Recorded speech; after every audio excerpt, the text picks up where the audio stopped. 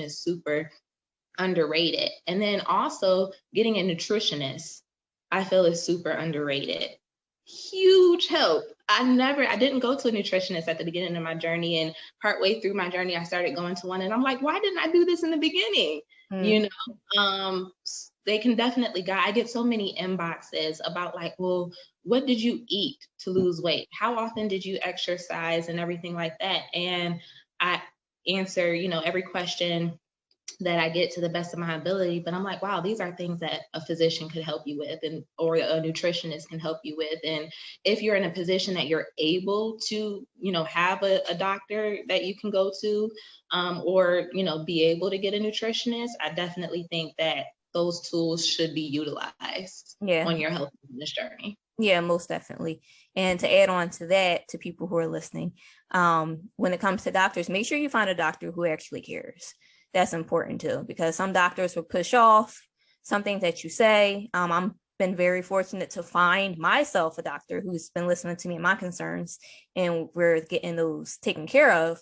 But just don't waste, I guess, your employer's, well, not really your employer's money, your money. If you're paying for your health insurance out of your paycheck every month, don't waste your own money and just get any doctor. Make sure you find yourself a doctor who actually cares, because sometimes those are hard to come by. And actually doctors who don't want to constantly prescribe you medication as well. So yes, that is definitely true. I just switched one of my doctors recently, and it was one of the best decisions that I could have ever made. So I would just piggyback off of that and say to continue to search. The same thing, like if you want a therapy, you know, that first therapist that you go to is not always going to be the one. You know, you have to keep, it's like dating. Okay. You got to keep searching until you find the right fit. Yeah, because when I met my doctor, she's brand new. I just started seeing her this year. And I felt like I've known her for like 10 years. Yep. So it's great. So, and I'm able to email her, text her, whatever, when I have a question or need to talk to her or whatever. So it's a good patient doctor relationship that we have. What is the most overrated thing in the fitness and wellness industry? Detoxes. Don't get me started on them.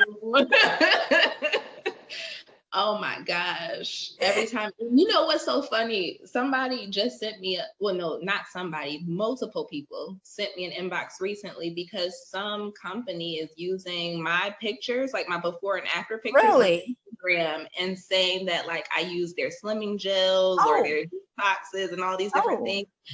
And no. Just to clear that up, no, like you'll never find me, you know, drinking any special teas and detoxes or doing any slimming gels, taking any like weight loss pills or anything like that to try to lose weight. No. He said no. You must be mistaken. Yes. So I know this is all topic. So have you contacted this company or whatever? You might need a lawyer. You might need a lawyer. Maybe. And just have them write something up and just send it to them. Yes. Yeah, like a cease operations type of thing. Yeah, because they're using you without your permission, and then they should give you the money that they're making off of your pictures as well. That's just my thought, but. Hey, I'll take it. I'll make a note of it. Yeah, definitely look into that, because that's not okay. I know you have multiple pieces of advice, but one piece of advice or multiple pieces of advice to listeners besides what you have already mentioned.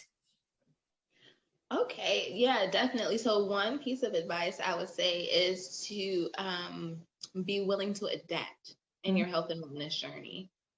I think sometimes we get stuck, right? We're like, okay, I'm eating this 1,400 calorie diet or whatever, and I'm exercising 5 days a week for an hour. What more could I possibly do to lose weight? I'm doing everything and the scale is still not budging. So I'm either going to continue to do what I'm doing, or I'm going to quit and give up and just go back to what I was doing before. And I think that being adaptable and realizing like, wow, there is always room for growth. Like what can I switch up? Do I need to increase my weights with my workouts so that I'm burning more calories or more fat? Do I need to, cut back on some of like, do I need to practice better portion control? Like, do I need to drink more water? Mm-hmm. Like, what is it that I need to do to see the results that I'm trying to see, and just be willing to adjust, I think is huge. And then also just giving yourself grace will go a long way as well, because so many times we start a process and then the moment we mess up, we're like, okay, I'm done. I messed up and this is over. I'm just going to Yeah. return back to doing what I was doing before.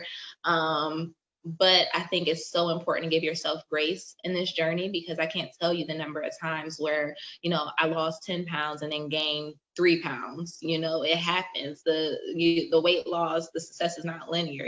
There's going to be highs, there's going to be lows. And so you kind of have to just give yourself grace along the way and keep moving forward no matter what. Yeah. What's one tip that you would give people who are like just starting their fitness journey? One tip, like what can they do to get started? One thing that you can do to get started is make a commitment. So I would say, join a gym, get a personal trainer, join an exercise group, but do something, make a commitment in some type of way to somebody, to something, so that you're accountable.